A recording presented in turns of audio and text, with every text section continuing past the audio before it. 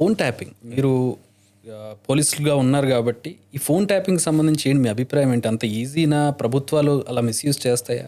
అంటే ఏమవుతుందంటే చట్టం ఉంటుంది కానీ చట్టాన్ని ఉల్లంఘిస్తే అది మిస్యూజే. ఎందుకంటే ఫోన్స్ ట్యాప్ చేయవచ్చు, ఫోన్స్ను సర్వేలెన్స్లో పెట్టవచ్చు, అది మనకు చట్ట ప్రకారం న్యాయమే. అది ఏంటి ప్రాసెస్ ఎట్లా ఉంటుంది సార్? ప్రాసెస్ ఎలా ఉంటుందంటే సపోజ్ మేము ఫర్ ఎగ్జాంపుల్ చక్రి గారి నెంబర్ని మనం ట్యాప్ చేయాలి. కానీ ఎందుకు ట్యాప్ చేయాలన్నది చాలా ముఖ్యమైన అంశం.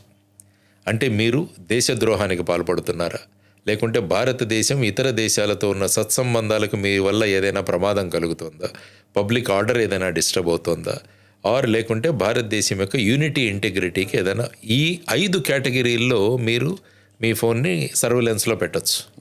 కాబట్టి ఎవరి ఫోన్లో అయినా సర్వేలెన్స్లో పెట్టాలంటే ఈ జస్టిఫికేషన్ ఇచ్చి ఆ తర్వాత ఈ ప్రపోజల్ని పంపించిన తర్వాత స్టేట్ హోమ్ సెక్రటరీ పర్మిషన్ తీసుకోవాలి. తీసుకున్న తర్వాతే ఏదైనా ఫోన్ను మనం సర్వేలెన్స్ రావాలి.